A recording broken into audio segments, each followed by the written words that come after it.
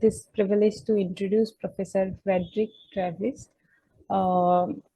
Professor Frederick Travis received his PhD in psychology at Maharishi International University in 1988.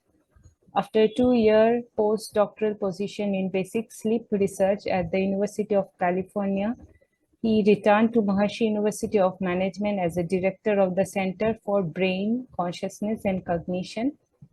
His work has focused on brain development from birth to adulthood, effects of stress on brain functioning, effects of meditation on the brain during and after meditation practice, subjective and objective markers of higher states of consciousness, brain patterns of peak performance, and effects of other technologies from the Vedic tradition of India, such as yoga asana practice, listening to Vedic recitation, and effects of the built environment on an individual. Professor Travis has published 84 papers and book chapters and has co-authored 4 books. He teaches on the undergraduates, masters, and doctoral levels and lectures globally on brain and consciousness. To contact him or for future reference, please visit his website www.drfredericktravis.com. Today's professor is going to talk on psychological and physiological correlates of higher states of consciousness. I welcome you, sir, to the 6th day of our IKS workshop. Thank you so much for accepting our invitation. And I request our former director, Professor Nataraju, to chair this session also. Now it's over to you, sir, please. Thank you very much. It's such a pleasure to be here. And I'm very honored to be following Professor Chattopadhyay. He's laid out the whole understanding of higher states of consciousness. Thank you, sir. It was a very clear presentation. What I'm going to be doing is looking at this question relative to science. Higher states of consciousness, what is happening in mind and body? Now, my fundamental premise is that what meditation practices are doing is they're giving the experience of higher states of consciousness, which then brings it into the arena of scientific investigation. That all of the depth of understanding that Dr. Chattopadhyay was bringing out from the Veda, we can now bring into science. We can ask very specific questions. So there's 2 fundamental ideas I have here: meditation practices and higher states. Meditation practices can be put into 3 categories. You're focusing attention, holding one experience in your mind, open monitoring, where you're just observing, watching the contents of mind, and then automatic self-transcending. Focused attention. You're attending to outer objects. The brainwave you see is called gamma. It goes up 20 to 50 times per second. It's a brainwave whenever you're focusing. It's interneurons putting together localized brain areas so you can have one specific experience. That's probably the brainwave you're seeing now in your brains as you're listening to my talk. We had this delightful, subjectively rich presentation that Dr. Chattopadhyay has given us. And now we're diving into science, but it's important. You want to understand it. So you're forgetting that it's the last day of the conference. You're forgetting that it's 6:30 at night. And you're trying to focus understanding these ideas. That's the brainwave you see in focused attention meditations. Second, open monitoring. This is seen whenever you attend to inner experience. And the brainwave you see is called theta. It goes up and down 5 to 8 times per second. The last one, automatic self-transcending, is any meditation that starts with thinking, but then just ends up with pure consciousness, ends up with just pure awareness being.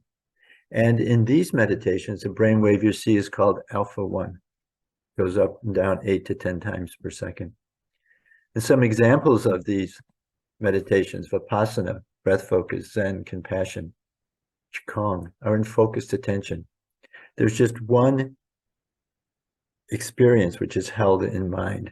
Open monitoring, mindfulness, Zazen, non-directed meditation, Saharaj yoga. And these information is passing through the mind. You note it, but you let it go. You're not controlling, you're not fixing, you're not questioning, you're not thinking about, you're just noting it. Automatic self-transcending, we have transcendental meditation practice. And also, if we use this criteria of the EEG pattern, this alpha 1 EEG pattern, these meditations, a Qigong master after 45 years had these same alpha 1 EEG patterns. Vipassana priests, this is in Taiwan. After 25 years, they reported this alpha 1 transcending. And let me just reflect on that a bit, because if you want to take the mind from thinking, from active thought, to just awareness, pure consciousness, it can't be done by focus or control or evaluation or doing, because that's localized activity. It keeps the mind localized at a point. It can never just transcend. So these meditations have to be automatic. That means they have to go by themselves. Now, transcendental meditation is automatic in how it's structured. It uses a natural tendency of the mind. Other meditations, which may begin requiring focused attention with arduous practice, can become automatic. They can go by themselves. And in that process of going by themselves, they can actually transcend the steps of the meditation practice.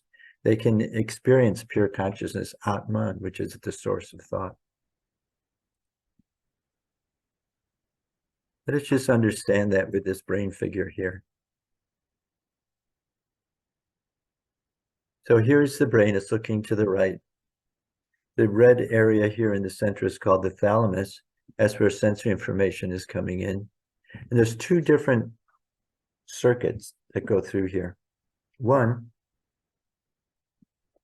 it brings in sensory information, eyes, ears, touch, taste, comes into the thalamus, goes to the cortex, goes back to the thalamus.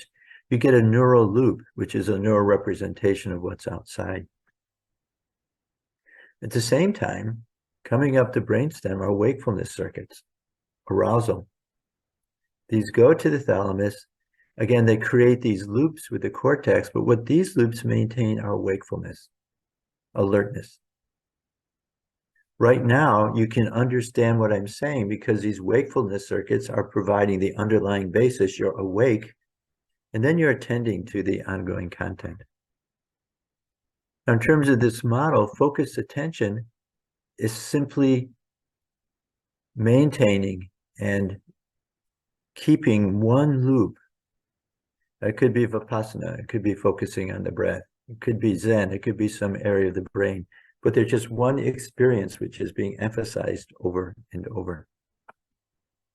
To understand open mindfulness, we have to realize that we just don't have one thing in our mind at a time, but there's this feeling that we have. There's the temperature in the room. There's how hungry we are. There's thoughts about what we're going to do after the conference. There's thoughts about, oh no, I have to pick this up on my way home. The mind is just constantly full of chatter. And what open monitoring practices are doing are watching all of the waves of experience going through the mind. And this is the theta EEG. Now notice this wave of experiences are covering up the underlying wakefulness. They're covering it up, this constant movement of the mind. So the meditation's an automatic self-transcending. What they do is they take, I'll speak in terms of transcendental meditation, where we have a specific thought, a mantra. The mantra we use have no meaning. But what you learn with transcendental meditation is to allow the mind to experience that thought of the mantra at increasingly quieter levels. What is happening is the thoughts are becoming secondary. And as the thoughts become secondary, they reveal that value of wakefulness, which is their underlying thoughts. Now, there's a lot of information in this figure. One, these circles take about 1/10 of a second to go from the thalamus to the cortex and back, just because it has to pass through the cortical tissue. So it's going to go up and down 10 times per second. Also notice that these are all coming from one point in the brain. So that means the electrical activity is going to be in phase. It's called coherence. So during transcendental meditation, this process of transcending, this is the description of that experience. I'll let you read it. This is from Maharishi Mahesh Yogi's commentary in the Bhagavad Gita. He's describing Turiya Chaitana. I'll let you read it.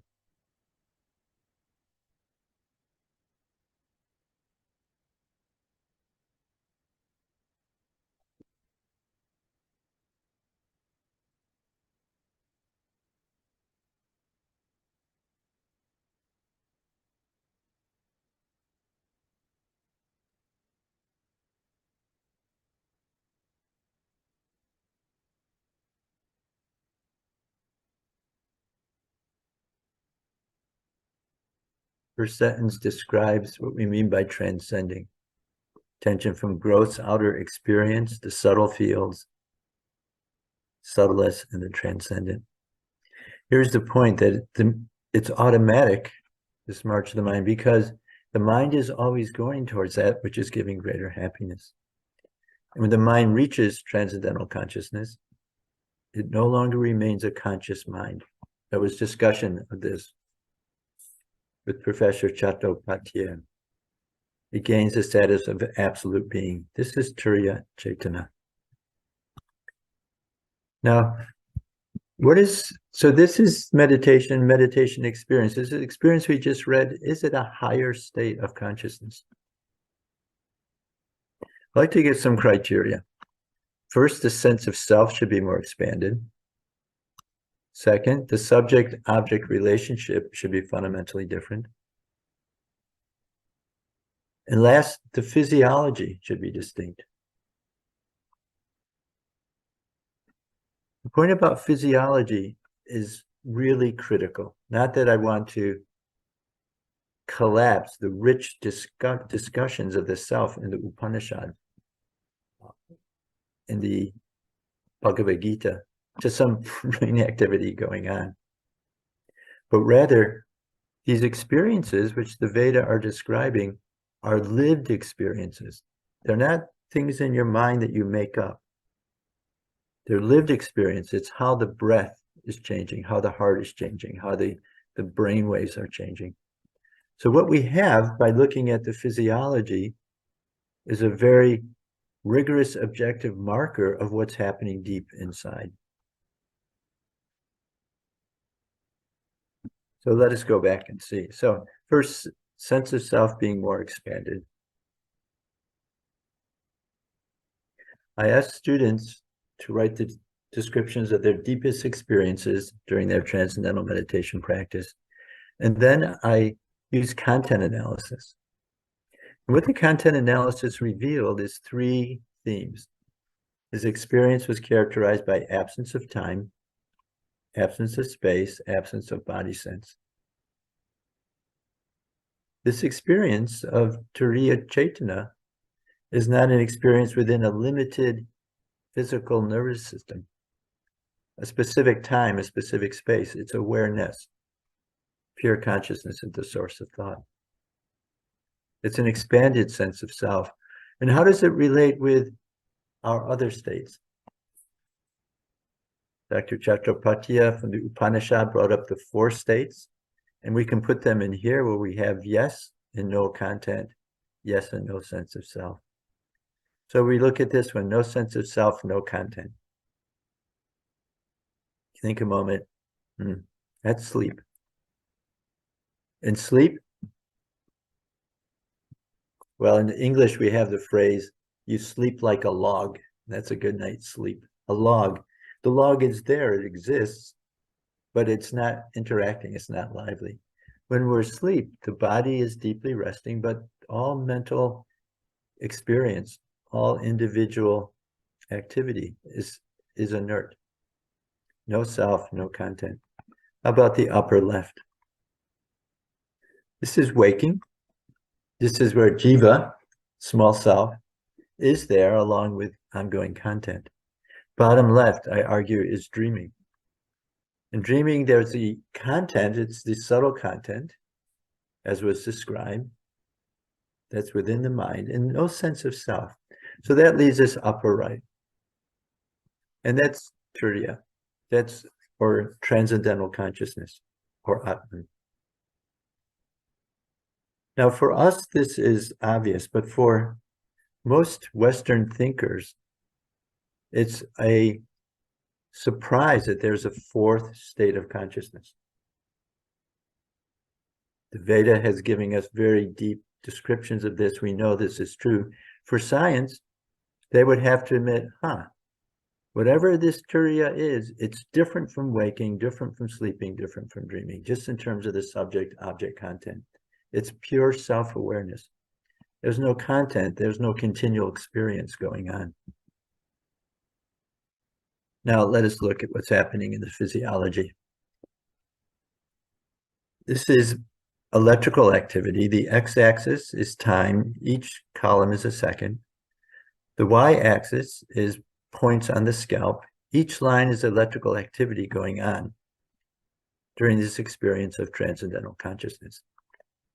Let's just focus on this one column. Notice that first, all the waves, the signatures look similar. That's because, remember that picture of the brain and the yellow circles? The whole brain is settling down to a state where it's just awake.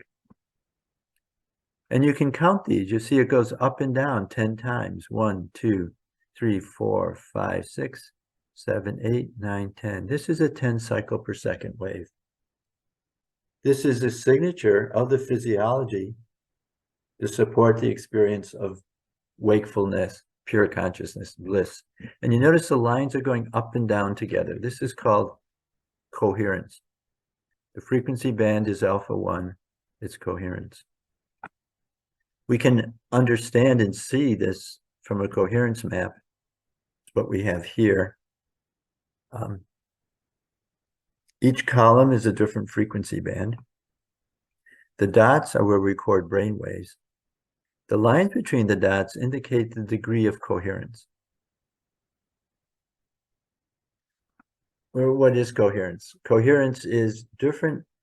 The electrical activity at different parts of the brain is actually going together. The phase relationship, the rising and falling. It's the difference between kids on the playground running around and everyone has a different level of activity, to kids on the playground getting in line and walking together. And this walking together, this coherence that we see, is understood that the brain is putting together these brain areas to create a virtual circuit, to allow you to see or understand the world. And then they break apart and a new area of the brain is put back together. And so what we see during the experience of Turiya is very high coherence in this alpha 1. We understand why, this 8 to 10 cycle per second. We see it primarily in the front part of the brain. That's the part of the brain that organizes everything. So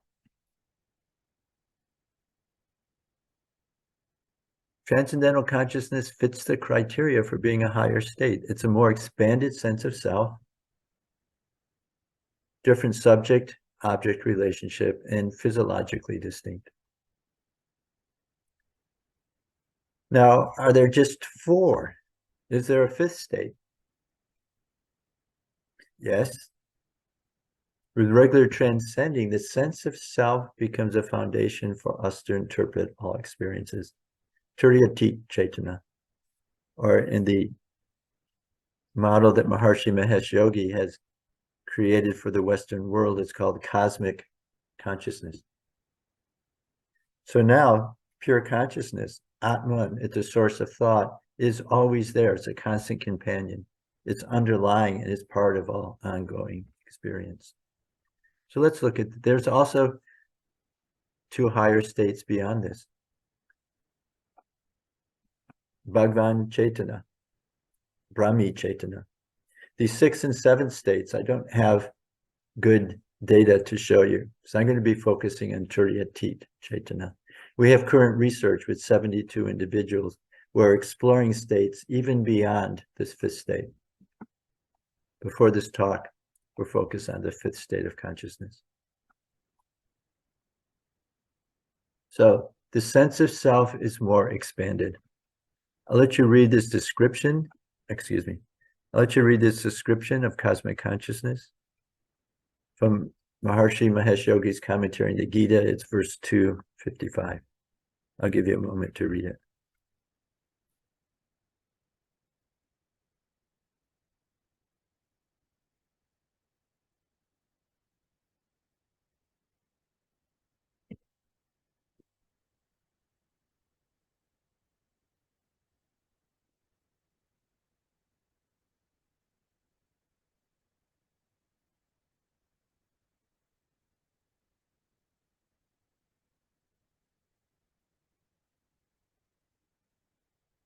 Being, pure consciousness, Atma, is permanently lived as separate from activity. They're both together. Ongoing activity is there, but the deep silence is there as well. And this transition is just an identification. Before the self is identified with the thinking mind, the deciding intellect, the light of life was as if identified with and captured in the object that it was enlivening. Now the mind is mainly identified with the self, pure consciousness, that light of life itself. How Maharishi is describing here, all the desires, all the ongoing activity of the mind are thrown up as if onto the surface. And now deep within that core, completely silent, completely whole. Depths of the mind are transformed into the nature of the self. What does this look like? Well, let's look. So first, this is definitely a more expanded subject-object, more expanded sense of self. How about the subject-object relation? Now, to actually use this model to understand cosmic consciousness, Turiya Chaitanya, we need to turn it into a cube. We need to stand it at its end, sort of like this.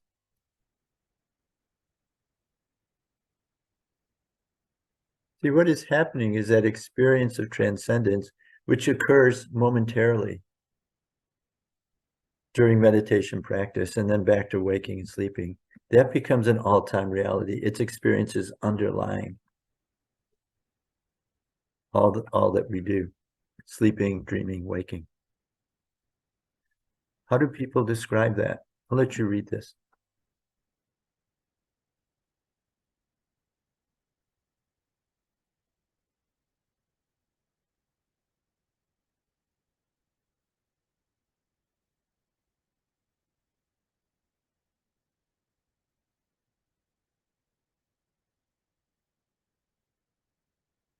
So they wake at 3, they close their eyes. And then it's as though the next instant they open their eyes and the sun's up. This is a very clear description. There was no sense of waking up. It's not like I was out like a light, no gap of consciousness. It's just the individual ego, jiva, has removed its boundaries and its atma, and it's just awareness. It's not awareness with changing content. And what this person is experiencing is just that nature of her universal self. The awareness could become identified more with this source of thought, by using the analogy of an ocean. We have an ocean, we have waves on the ocean. The waves can settle down and they can experience their ultimate source as the ocean, but there's no changing experience in that ocean. It's just there. It's being. It exists. Let's listen. Let's read another example.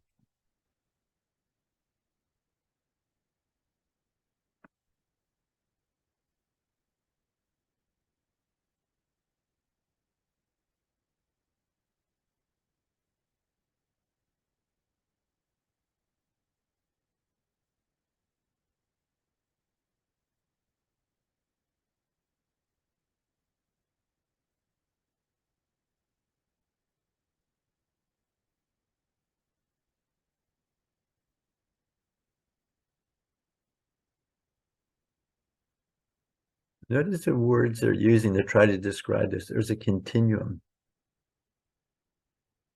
It's not like they're awake, waiting for the body to wake up. It's not as though you're just sitting there thinking about your day's activity and hoping someday soon you can get up and start doing stuff. It's me there. And they use this analogy of a soda. The soda exists. When you pour it, it's fizzing. There's ongoing activity. There's something active, something to identify with. That's the self and waking state. That's Atman going through the senses, going through the intellect. And there's this activity going on. When sleeping is like the fizzing goes down. But the soda is there. The soda is underlying it in each case. What does this look like? The top two lines are typical sleep. In this research, we looked at 3 groups of 11 people each, one not practicing any meditation, one practicing transcendental meditation, but not having this higher state cosmic consciousness, 11 reporting cosmic consciousness. The top line is during sleep, and this very slow activity here is called delta EEG. Delta is when the brain is repairing itself. Let's look down here at these bottom 2 lines. You still see the slow 1 cycle per second wave. The body is being repaired from the day's work, but you see this faster activity riding on top of it. Let's count it. 1, 2, 3, 4, 5, 6, 7, 8, 9. This is a 9 cycle per second wave, along with a 1 cycle per second wave. Can you see that? What you have is a brain wave that's associated with deep sleep, delta. At the same time, you have the brain wave associated with the experience of pure consciousness. They're at the same time. And that's supporting that experience of this continuum of awareness along with the body sleeping. Now, how is that possible? Well, sleep, here we have our brain, we have our wakefulness circuits. Sleep is created in the surface of the brain. Outlined here is dark blue. That's where the delta EEG is recorded from. And what's happening during sleep is you're repairing the effect of the activity in the surface of the brain. Now, transcendental consciousness is this internal circuit. You see what's happening? 2 completely different circuits are beginning to coexist. That of sleeping, that of pure consciousness, and that's giving rise to this state of Turiyati Chaitana, of wakefulness throughout the night. Well, how about waking? I'll let you read it.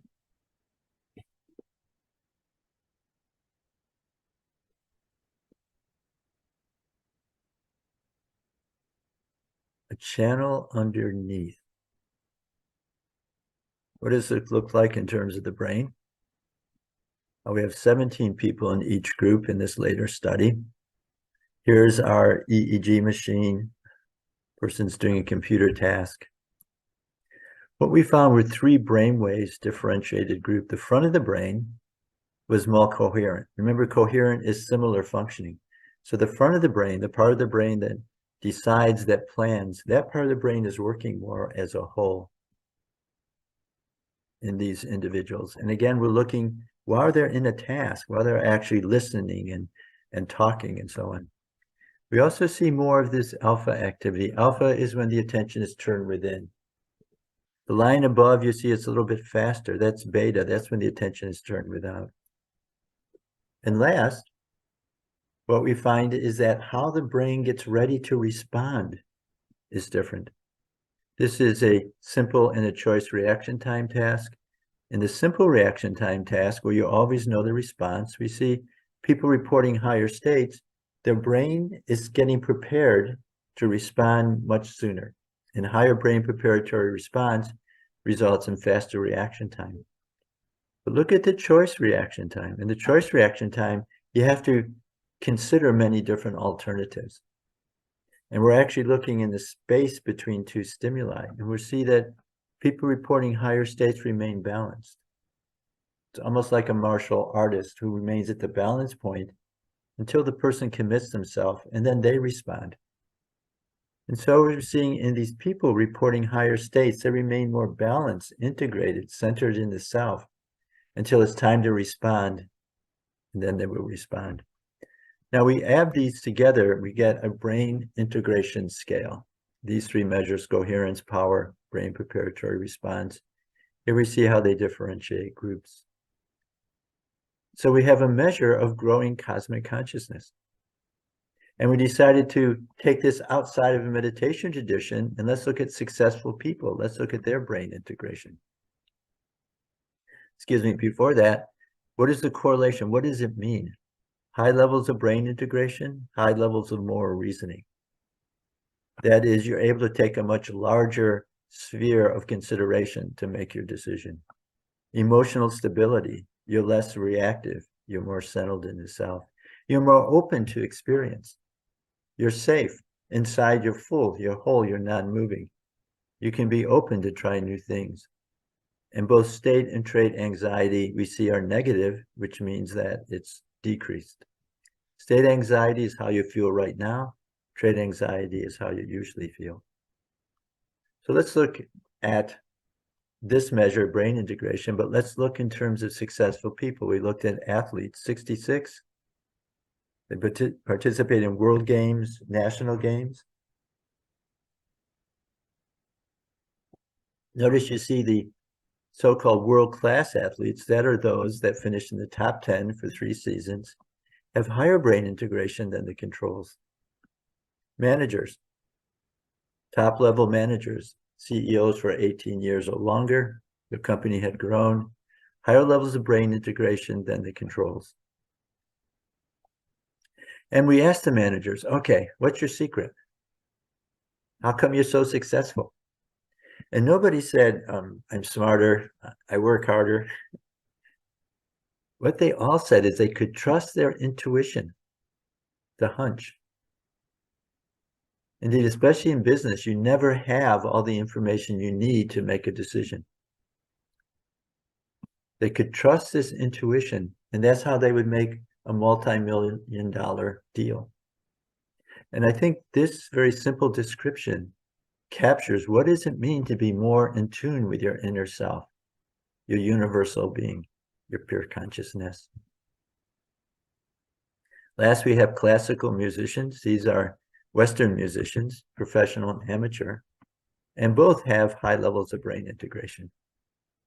I think this is because music actually changes the brain. And if you play music as a child, the brain connections as an adult are significantly different. Now, these first 3 groups are not meditating populations. They're just people who are successful. So everything we're doing is culturing the brain. What I've added here is just what's the effect of having added transcendental meditation practice? That experience of Turiya Chaitana, pure consciousness twice a day, bringing the mind from active thinking to the source of thought, and then back again. What is going to happen is the brain is, through neuroplasticity, is going to put them together. And here we see very high levels in brain integration. The long-term TM are those reporting higher states. Short-term TM are those practicing TM for 7 years, not reporting higher states. And what we see is significantly higher levels of brain integration. Now, I have this not to suggest that if you practice transcendental meditation, you're going to be a great athlete, a great manager, a great artist, but rather what meditation practice is doing. It's exercising the brain in a way that is seen in high performing people.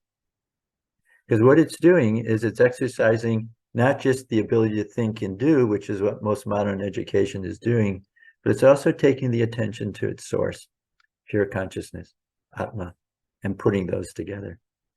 And by putting these together, what you're able to do is be most successful in your career. So what we see here is the tools of modern science are being used to support the descriptions from Vedic science, the descriptions that Chattopadhyaya was bringing forth from Upanishad. And these descriptions of fuller sense of self are allowing science to understand more what it means to be fully human. So thank you very much. I'll just put up my email here, and then we can take any questions.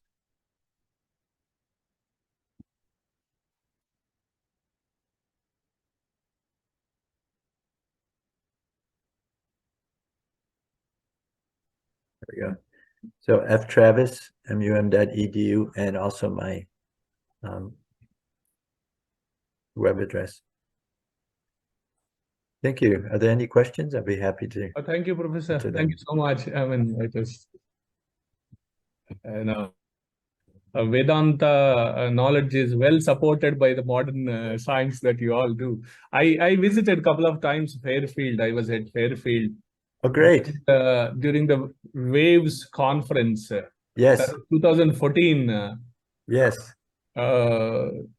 And David Schaff is a good friend of mine. He visited India a couple of times, and you are all doing a fantastic job, because we in philosophy departments only talk and then theorize, conceptualize, but we don't have a supportive mechanism. We speak of dhyana, nididhyasana, but we don't know what happens next. And the theorizing gets supported when scientists like you add up with a lot of data and a lot of... Thank you.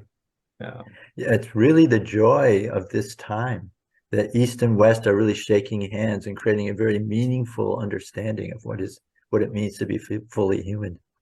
True.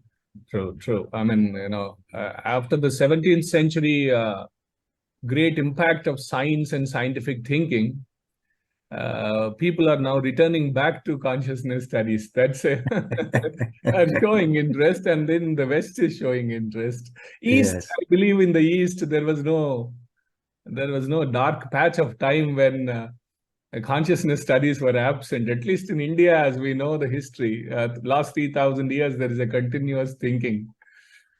To the yoga school, yes. Vedanta school, Sankhya, they were continuously engaged. Just one observation before we take others. Please put your questions in the chat box, and you can put your question in the chat box meanwhile. And are there two kinds of meditations? One where some kind of action is involved, and where only an awareness is involved. Did you try to distinguish both the models of dhyana? What I mean by that is, in a meditation where an effort is made to either stay focused, one, or as you were speaking, the second aspect is about inner mental monitoring. If all that is considered as an activity, then is there another model of meditation which is a natural state of affairs where the activity is absent per se? Is such a difference there in the transcendental TM techniques? Yes. Anytime that individuality is involved, individual intellect, comparison, and so on, you're going to be caught up in thinking. And how do we get out of thinking? It's what the meditations have been exploring in the East. How do we get out of thinking? Well, if we're within thinking and we're trying to get out of by remaining within thinking, it's just going to be very hard. And in the yoga tradition, we have yogas chitta vritti nirodha. Yoga is the complete settling of the activity of the mind. How can this complete settling happen? It's not that yoga is the restriction of the activity of the mind, but complete settling. And the point that Maharshi brings is that it has to be an automatic process. That is, there needs to be some force in nature, some natural tendency which can take the mind within. And that's what transcendental meditation is structured to do. We take the natural tendency of the mind, which is to explore, to expand. And by turning the attention within and letting it go, the mind will naturally turn within, because pure consciousness, it's lively, it's vital, it's a source of creativity, intelligence, and so on. You do have to be brought there once. So when you learn transcendental meditation, it's a trained teacher who takes you through that process. But then once you've done that, you can just sit and the mind will naturally transcend. Now, as I brought out, there's a brain pattern for that. And what that does with science allows me to say, well, do other meditations have this as well? We find they do, but only after long years of practice. And psychology knows that any controlled process, any focused process can become automatic with extensive practice. So in a Qigong master, he started his meditation procedure. It was gamma EEG. It's controlled movement of qi through the body. After doing this for 45 years, he started his practice and it went by itself. And he reported Turiya Chaitanya, he reported expansion, stability, evenness, outside of time, more than his physiology. And we saw that in his brainwaves as well. And similarly, a group of Zen Buddhist monks in Taiwan, their EEG reported in their Zen Buddhist practices, especially Vipassana, it has 20, 25 different meditation procedures. After their 25-year extensive meditation, they also seem to transcend. So it's just any meditation that can go beyond the steps of process, get out of whatever thinking or doing, and just allow the mind to move, will get to pure consciousness. And so those are the two fundamentally, I think, different ways of meditation. Thank you. Thank you, Professor. Dr. Shailendraji, you had something. You raised this question when Professor Dermot Moran was speaking about what is this bringing harmony within the brain structure, with Chitta Vritti. But then Professor Dermot Moran was not aware of the yoga sciences, so we didn't take the discussion forward actually. But Professor Fred Travis is knows well the whole yoga tradition and Vedanta tradition.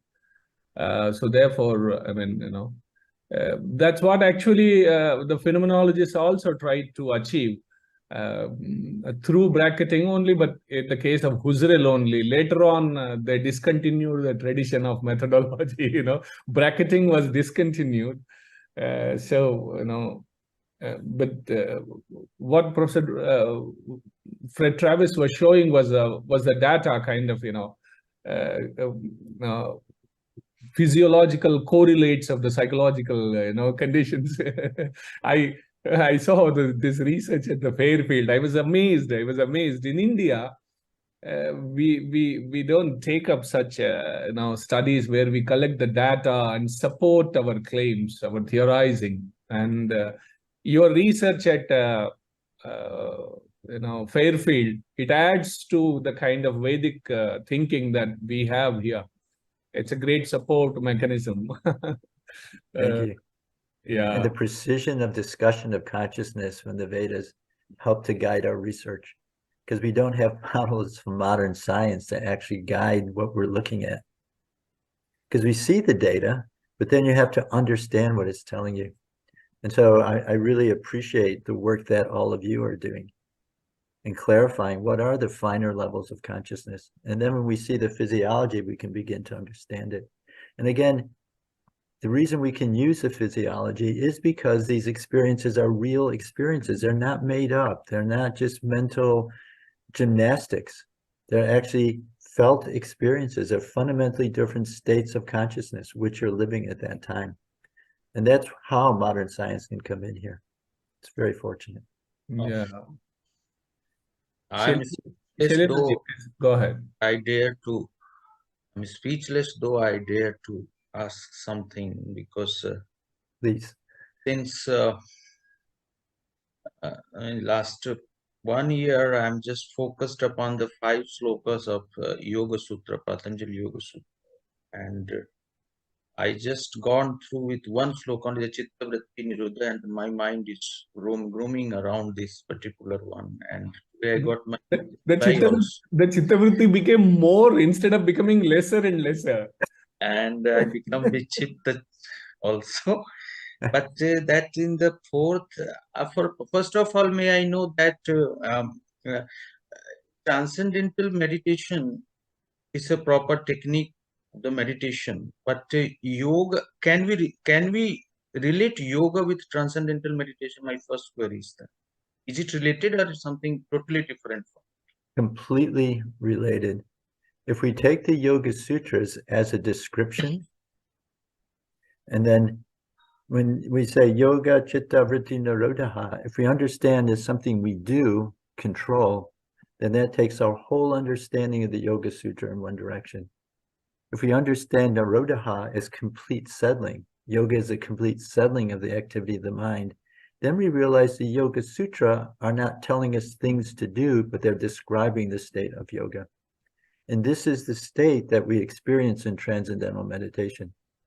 When all of the thoughts are becoming secondary, those blue circles are settling down, and what is left is just waves of wakefulness, alertness. This is what the body has to do to experience yoga. The same thing have been experienced and expressed by Swami Vivekananda when he said, when you attain the full concentration, he focused, he said, the only one remedy for the world is the concentration.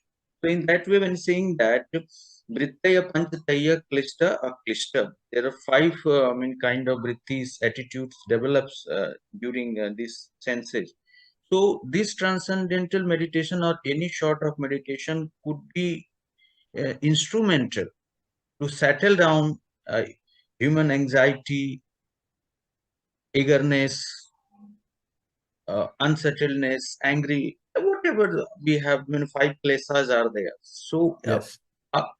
how could we, why can't we develop in our institutions these kind of essentials, most essential things in our schools, our colleges, for the entire society? It's a so easy available solution for all the human problems, I think. Very, very great insight. Thank you. Yes, our institutions are right now teaching us things to do with our minds.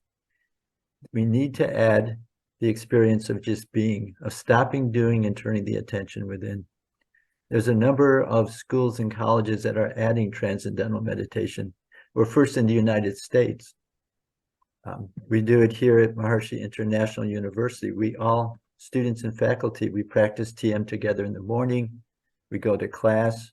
In the middle of class, we meditate for 10 minutes, and then we're in class for 4 hours. And then at the end of class, we meditate again. And what we're doing is we're giving them the idea that to actually learn, you have to learn about the outside world, but you also have to explore yourself. You have to experience your universal nature. Transcendental meditation is being added to schools in India. You can email me and I can put you in contact with people who are involved in that. We're actually planning a huge course of 10,000 people practicing TM in the advanced programs in Hyderabad, December 29th through January 13th. And it's to bring to the Indian community the understanding that this is a technology to allow you to experience pure consciousness, to transcend all of your thoughts and attitudes and concepts and mental issues, and just experiencing the source of who you are. So your question was very insightful, sir. It's something which is happening at the moment. And again, do email me and I'll get you in touch with someone. One last query, if sir allowed me, that just very small query, that do you have developed any data mechanism to measure our samadhi, emotional reactions? Like right now, I am in this state, particularly my mind is watching me, telling me that I am completely full of bhava, positivity, love, affection, concentration. So can we measure these shots of feeling and we can replace dopamine again to make us happy? Do you have some data related to this? We can measure them both in terms of the physiology and also in terms of psychological tests. One growing measure is in emotional intelligence, which has different factors. It has one measure of transcendence, one measure of emotional stability, and so on. In terms of the physiology, we can look at heart rate variability. And what it's looking at is the physiology is like a sounding board. And the positive, negative emotions have different effects on the heart rate variability. So we have all of these measures to look at it from outside. From inside, what is valuable is learning to transcend all the emotions. Because the emotion is just a wave of consciousness. And what we want to do is clarify our consciousness so that when it moves, it's moving in a very positive, nourishing direction. Thank you so much. Thank you. Your questions are delightful. Thank you. Yeah, Dr. Yes. Shailendraji, only in India, we do not use dhyana in our university systems or in this thing, but you will be so surprised. You go to Fairfield, Iowa, Maharshi University of Management, there is a dome within the university where 1 lakh people can sit and meditate.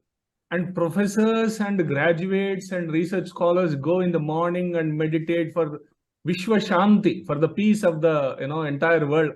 Ahimsa pratisthayam tat sannidho vairatyagaha. That was Maharshi's, Maharshi used to recite Patanjali Yoga Sutras very often.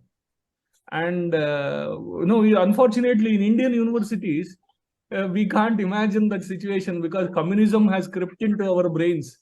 Karl Marx lives in India more than in America or elsewhere.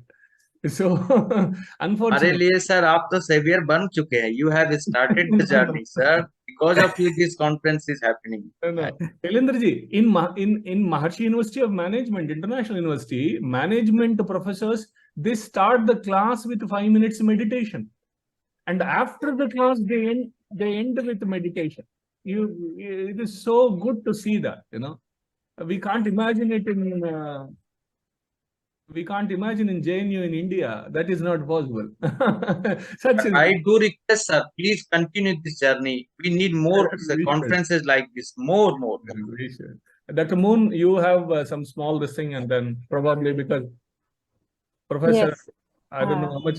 Do you have a couple of minutes, Professor Fred? Yes, I do. As long as you need. Dr. Moon. I am here for you. Yeah, thank you, sir. Thank you, Professor. I mean, first of all, I would like to say it was a wonderful talk. I mean, I felt like your talk itself is a kind of meditation. I was enjoying. Sir, I have 2 queries. One is that what is your view about intuitive perception? I mean, what is the definition of intuition according to you? And do you think it is scientific to have intuitive perception? This is one thing. Second query is that I have asked this question to other speakers also. So I just want to know what is your understanding of the nature of consciousness, about the essential nature of consciousness, since you have done so much experiments with transcendental meditation and all. So do you think that consciousness is a product of matter, or it is something substantial? Or Thank you, 2 sir. very big questions. Thank you very much. First, intuition. I see intuition as a wave of pure consciousness. It's how a thought first comes up. And the thought is full. The intuitive thought is complete. It's whole. It's not passionate. It's not driving. It's just it's a first bubble of wholeness. And it's coming up in the deepest part of the mind. It's where the individual mind is closest to its universal nature. And then it rises through the individual mind and it hits the intellect and the mind and senses and so on and gets expressed. But intuition is being studied. They would give students mixed up letters and say, okay, what is the word that this letter is saying? And then they would ask them afterwards, how did you come up with the answer? Was it by trial and error, intellectually moving them around? Or was it by insight? You just sort of looked at it, were quiet, and the word popped up. And they found if it was by insight, you saw that same EEG pattern that we're seeing during the experience of transcendental consciousness. That alpha 1 pattern was over the whole brain. It's showing that the person was at that state, and it's within that state that they were picking up the answer. So yes, that's what I feel intuition is, and it's in the scientific arena to investigate and to understand, because they know it's different than rational critical thinking and so on. In terms of consciousness, the whole materialistic paradigm that brain produces consciousness or matter is fundamental, it's hit a roadblock. It's been able to explain the outside world, but it hasn't been able to explain where is the transition from light hitting my eye, creating brain activation, to being a conscious experience. They call it the explanatory gap, and it stopped advances in neuroscience for 30 years. Now, this assumption that matter is primary is just an assumption. And the model is just an assumption that's made up. It's not real. It's not sacred. It's not anything which we need to hang on to. We can just as easily flip it and say consciousness is primary. And consciousness, by acting within itself, creates patterns. These patterns of activation of consciousness is what becomes patterns of activation of the material world. And Dr. Tony Nader is bringing that out to the world. He's written a book, One Unbounded Ocean of Consciousness. You'll enjoy him speaking at your next conference. And he just brings out, well, let's start with consciousness as primary. That is, it's a fundamental field. It exists. And it can be awake to itself because it's a field of consciousness. And just from those two axioms, he builds up. Because it's awake, consciousness interacts with itself. It creates these waves of interaction within itself. A knower, a known, a process of knowing. These ways of interaction interact with themselves, they become more stable, and these are the laws of nature that science are studying. And this is what's expressed in the world outside of ourselves. And one way to test that model is in our experience during TM practice. In meditation practice, when the mind settles down, what do you experience? Well, it's something which is always there. It's underlying thought. And then what was just mentioned about the value of meditating is for the world as a whole. What is the effect of groups practicing TM together? Groups actively enlivening the underlying field of pure consciousness. If it really is a fundamental field, it should have an effect in all of expressed life. And there's been 20 published studies that have found that. Groups of people practicing the transcendental meditation, the advanced program, affects crime rate, war. The 10,000 course that I mentioned is being set up for that reason. This is a very perilous time in our history. It's a time where the group effect, the effect of group meditation will be able to be seen. And so we'll be conducting scientific research at the same time. So keep your eyes and ears open. So that's what I feel consciousness is. It is the light by which we see the world. It goes out through the senses and mind. It identifies with an object, and that's how experience takes place. But then if we turn that light of consciousness onto itself, it experiences itself. That's Turiya Chaitana. That's pure consciousness. So that's how I understand it. Thank you. Thank you so much, Professor. One more thing, just want to know from you. As you have showed through transcendental meditation that we can understand that Turiya stage of awareness of consciousness. Do you think that there is some kind of influence of consciousness on brain or influence of brain on consciousness? I mean, in case of brain damage, what is that happen? I mean, is there any kind of influence we can see of our body or brain on consciousness, how it Yes. works? Yeah. Yes. To understand this, I'll just use a metaphor of the sun shines everywhere the same, but it's reflected differently. So in this, the sun is pure consciousness, that's Atman. The reflectors are our bodies, are functioning of the physiology. And the reflection in that is individual awareness, that's Jiva. That's pure consciousness functioning relative to a body. Now, what that means is, yes, the quality of functioning of the physiology is going to affect your personal experience. If you're tired, it's hard to really enjoy things.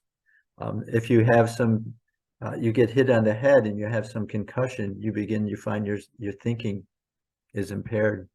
But the point is, the brain that we have isn't a crystalline structure. It's not something that you can break, but rather it's constantly adapting. So even people who have a stroke, for instance, left side of the brain, right side of the body can't move. If that person requires themselves to use the right side of the body, the brain will rewire itself so it can do that. And the person can walk, they can talk. You'll never know that they had a stroke. So this is the effect of consciousness on the physiology. Just to take this through very carefully, with your consciousness, you make a decision. Based on the decision, you have an experience.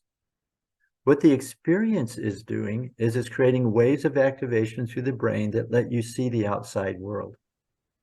Because the brain is changing, when different brain areas fire together, they become more fully integrated, more fully developed. So what we're actually doing in a very real way with every decision we make, we're rewiring our brain for tomorrow. That's what this conference has done to everyone who's been here. You're going to see the world in a fundamentally different way once you leave. And this is the value of having your attention on very high level thinking. It's actually going to change the brain.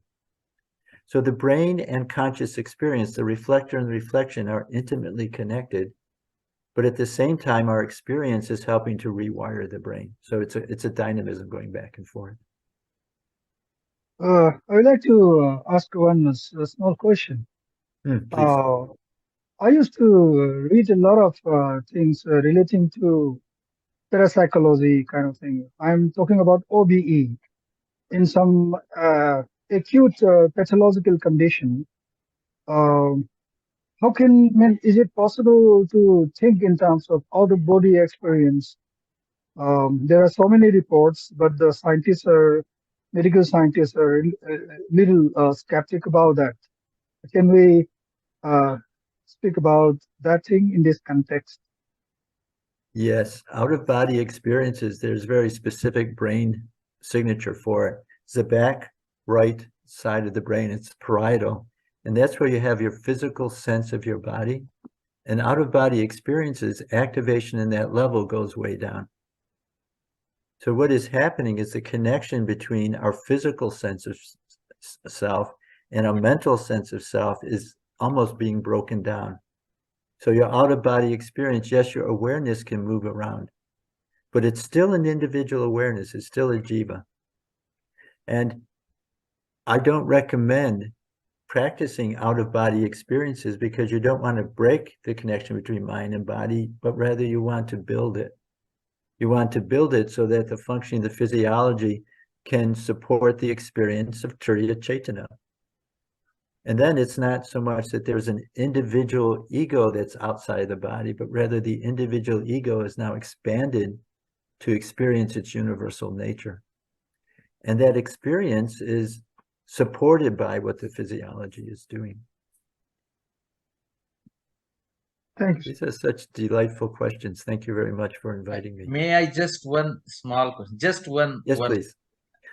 What happened to our mind in a state of intoxication, like alcohol or whatever we consume? What happened to our mind that time? What alcohol does is it keeps open the part of the brain, it's called GABA receptor, that part of the brain which slows things down. So what's happening is when you drink alcohol, all of the brain processes are slowing down. Your perception is slower, your thoughts are slower. I think the reason alcohol is used because it also slows down the emotional response and you're less reactive and you're more friendly and so on. So it's used for that purpose, but what it's ultimately doing is it's slowing down the reflector. And what is happening is the reflection is now having a harder time to move and think and process until you get too much alcohol and you can even pass out or you have trouble walking and so on. But it's just this very simple thing. The alcohol is slowing down all brain processes. And we can look at all the different drugs. All the different drugs are having some effect on brain. And in the sun reflector reflection, if you do something that affects the reflector, you're going to affect the individual experience.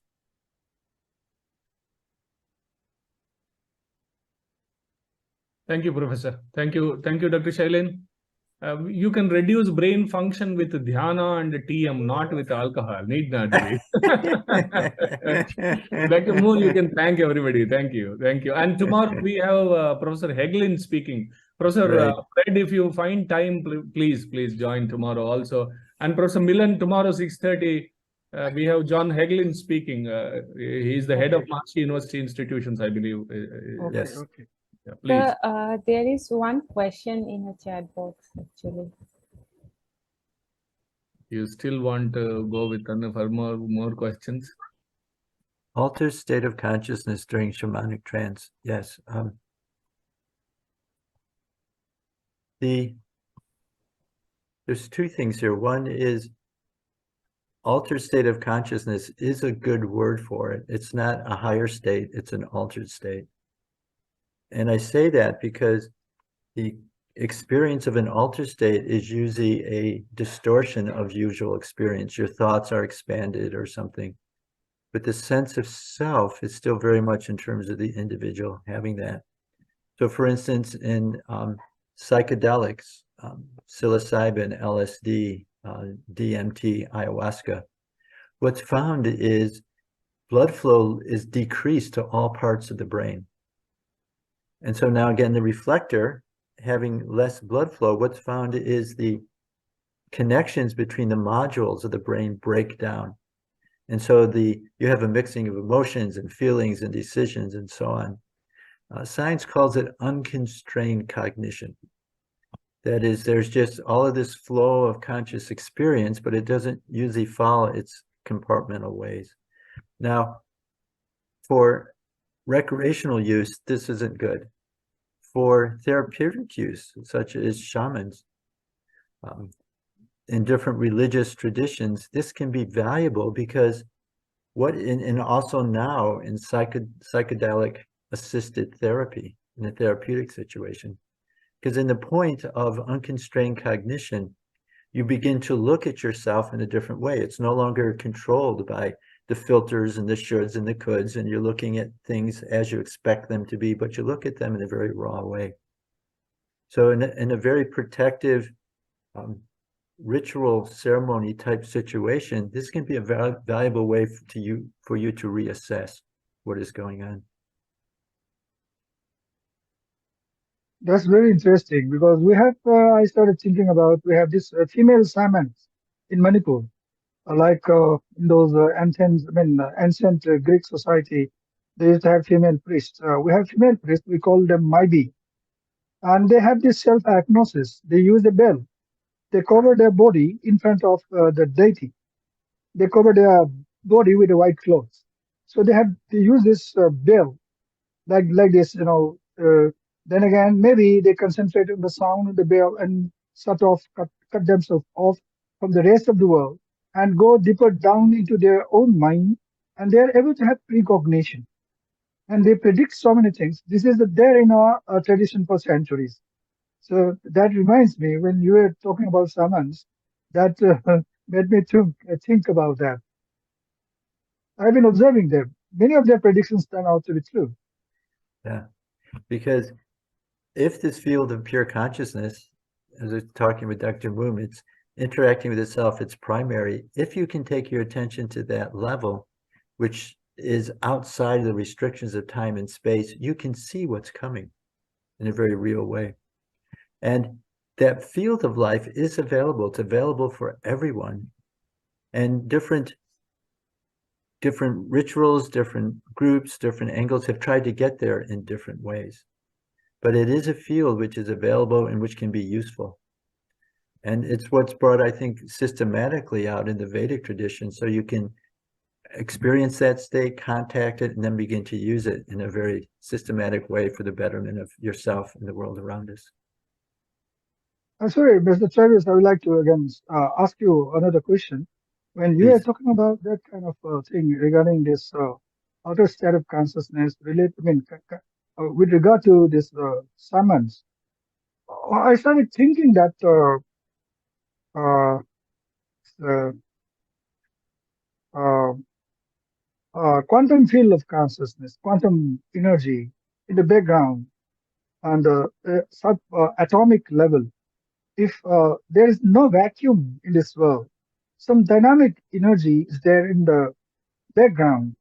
So I have this strong hunch that uh, this may give us some clue, some scientific reason behind this centuries old tradition of outer state of consciousness, precognition, and whatever is the synchronization and all these things in parapsychology.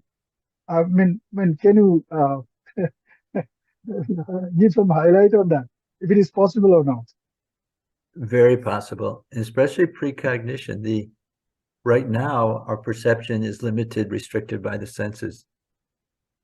And they're going from a very expressed level of consciousness. If the attention can be at the quietest level where the thought is just coming up, precognition is very possible because you're at that state, which is at the blueprint of all of life. Now, a lot of this discussion, Dr. John Hagelin is going to bring out, because we've been talking about that state of pure consciousness that we experience during meditation. He'll be talking about that state of pure consciousness as physics understands it, how the laws of physics have been able to describe the activity of a fundamental field. And what is exciting is it's bringing out the fact that that field exists. We can know it through its behavior by science, which is in terms of math, or we can know it from Vedic science in terms of actually experiencing it.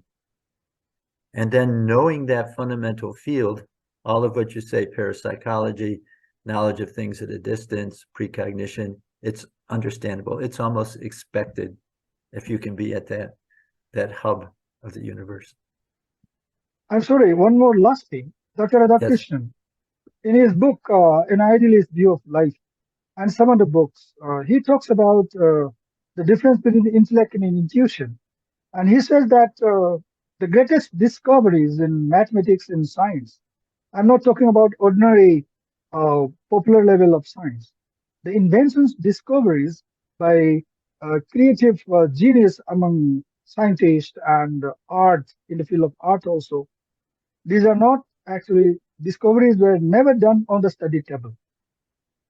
It is not through discursive logical reasoning they stumble upon new ideas, fresh ideas.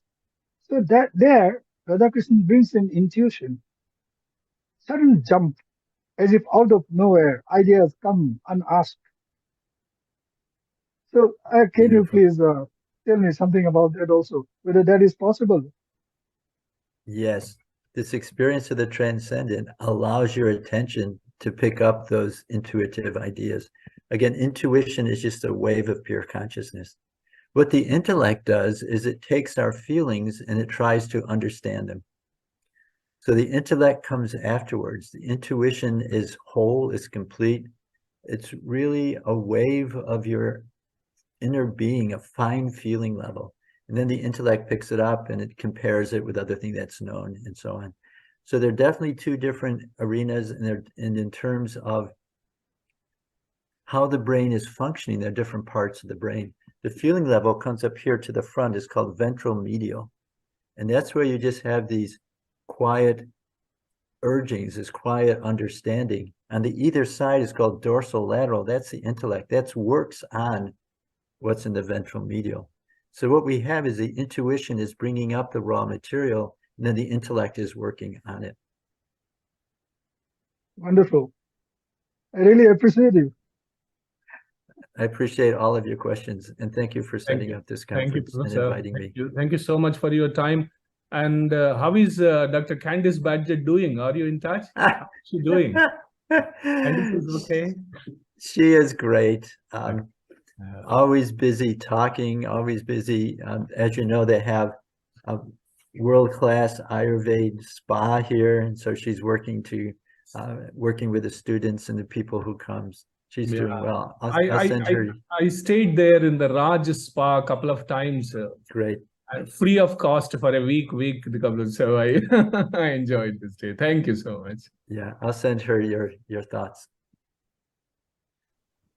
Thank you, sir. Thank you, Professor Frederick, for this wonderful talk. It was such a fruitful session, I must say. So, I mean, all the speakers like Professor Watson, Alex Watson, and Professor Madhumita Chattopadhyay and Professor Frederick, I mean, thank you so much. On behalf of the Center for Indian Knowledge System, we extend our sincere thanks and gratitude to you for your time and also for enriching us. Thank you so much.